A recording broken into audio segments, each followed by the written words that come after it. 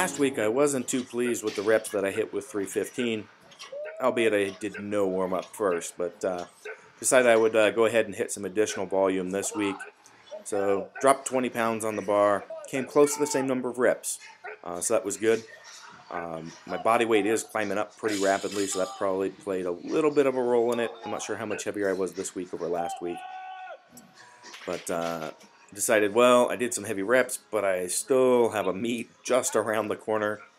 We better go ahead and add a little weight, even if I am now pretty pre-fatigued. So put 4 or 5 on the bar, pumped out some reps. Felt pretty good with hitting 8 reps with 4 or 5 after that. So why not, you know, add a little more weight? So bumped up to 455. And you'll see both these are nice clean reps, and probably look like I'm good for a third, but I knew with how fatigued I was at this point, it just wasn't worth going for. So nice and good. Good way to wrap that up. After this, did weighted dips like I've been doing for a long time. Pretty standard part of my routine. Thought I'd take a shoot on this.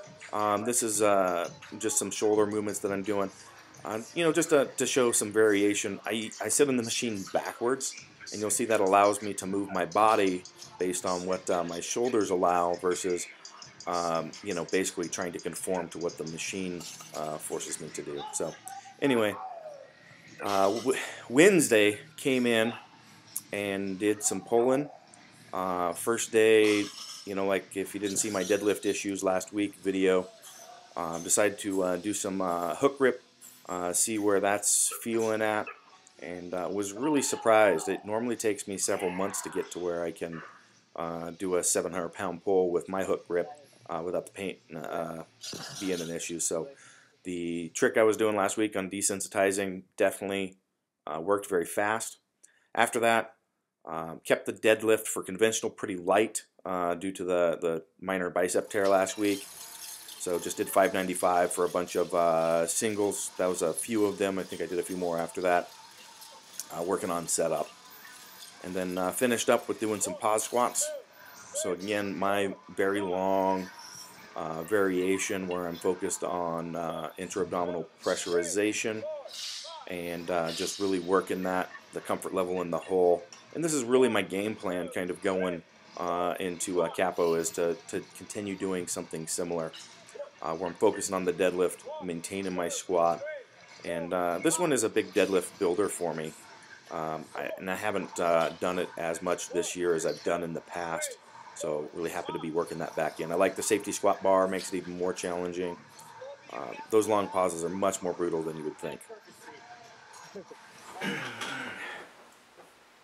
So my extra full body circuit day is definitely worth mentioning this week. So normally I just reference it in the video log, but I do a circuit. This week consisted of body weight dips, leg extensions, and a front kettlebell twist raise, which has a high front delt activation, but also upper back, and then finish that out with mace swings, which hit lats, upper back, shoulders. So pretty in-depth little circuit there of 4 exercises. What happened this week is I hit some huge PRs. So hit a PR on the dips. So first set hit 77 in a row. Second set 63. So that was a 2-set PR with 140 reps between them. And then through the rest of the circuit ended up hitting 250 total on dips. And then did a few extra leg extensions and other stuff. But overall work content was significantly up. It's not uncommon to me to get cramping that very first circuit, particularly in the pecs or the lats, just because I jump in and it is high volume, but there is a pretty heavy workload in it. So I'm used to that. But this week I didn't get a good lunch after that, or any lunch, and limited fluids because I had a very busy work schedule, and things just... yeah, it was a long time before I got any food and fluids in me, and so the cramping continued till it was probably like 10, 11 o'clock at night, so it was a pretty rough day. Thursday, turned around Friday morning, to go hit some weights again. I wasn't sure if I was going to be able to do it in the condition I was in, but took some modern BCAA before bed. Figured that would help with the electrolyte levels and the recovery, and went at it Friday morning. Isn't anything entirely impressive about this since I've done this off the floor basically. I think I hit 805 for like 4 reps on a couple different occasions off the floor, but you got to consider where I'm at in the training. And my point here is it doesn't matter. I'm just working on that hip extension from that position, so even in fatigue state it's going to help. And same thing on the conventional. I think off of an 18-inch box I pulled 1,005 for a double.